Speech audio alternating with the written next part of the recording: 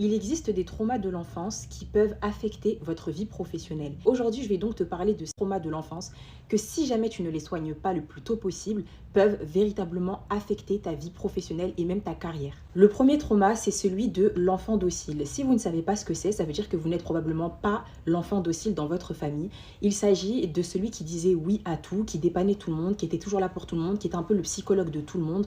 Mais en fait, tellement il était gentil et tellement il rendait service à tout le monde, c'est devenu comme un dû. Ça veut dire que le jour où lui, il a besoin de quelqu'un, ou lui, il a besoin de quelque chose, les gens font comme s'il n'a rien fait, il n'y a souvent pas de reconnaissance et ses sentiments et ce qu'il peut ressentir sont invisibilisés.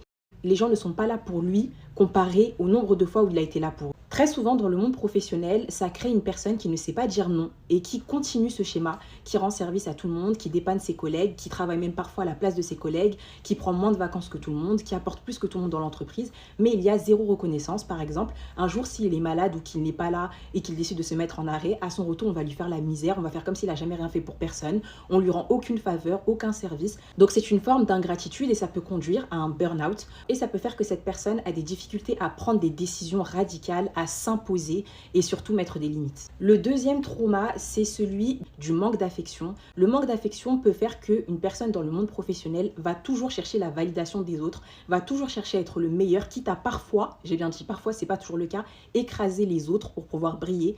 Mais dans le fond, tout ce que cette personne veut, c'est des compliments. Cette personne a besoin de se sentir rassurée, elle a besoin de voir qu'elle est la meilleure parce qu'elle a grandi dans un milieu où on ne lui a pas souvent dit je t'aime, on n'a pas souvent montré d'affection, on l'a pas souvent complimenté. À chaque fois qu'on parlait d'elle, c'était pour lui dire ce qui ne va pas comparé à ce qu'il va. Par exemple, lors de la remise des diplômes ou lors de la remise des bulletins, c'est le genre d'enfant dont les parents ne vont pas voir le 20 sur le bulletin, le 19, mais vont voir qu'il y a écrit bavardage. Ou ils vont voir le fameux 8 sur 20 et ils vont grave accentuer ça. Et ça fait que cette personne a grandi dans la comparaison, dans le rabaissement et en ne sachant pas ce qu'elle vaut vraiment. Le problème de ça, c'est que c'est à travers les yeux des autres qu'elle va toujours essayer de se valoriser, qu'elle va toujours essayer de savoir ce qu'elle vaut.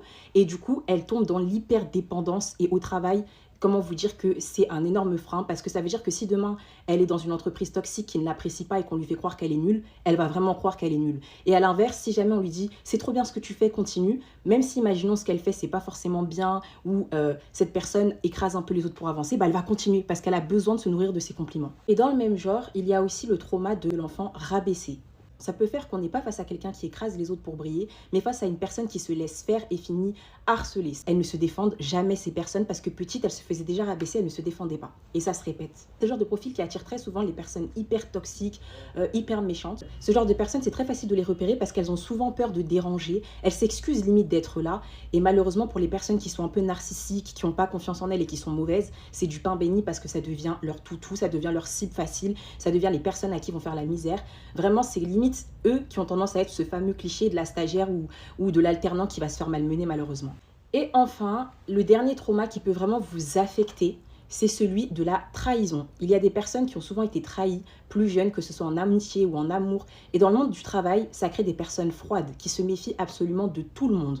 Alors parfois c'est bien parce que ça les protège, mais d'autres fois ils passent à côté de véritables coups de cœur entre collègues, ils passent à côté de bons moments entre collègues. C'est le genre de personnes qui ont tout de suite le réflexe de faire leur pause tout seul, de partir le plus vite possible dès que c'est leur heure. On peut comprendre parce que c'est un lourd trauma et ils n'ont pas envie de revivre les mêmes choses, ils n'ont pas envie de se confier, que ça tombe entre de mauvaises bouches.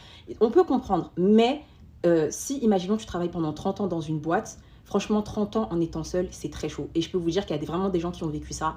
Et ça peut être très très compliqué parce que tu te sens aussi quand même assez seul. Certes, tu cherches ta paix intérieure, mais tu te sens très seul.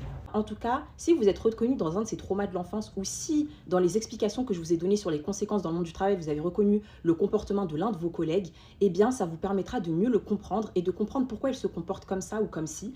Eh bien ça peut découler de l'un des traumas que je viens de vous citer.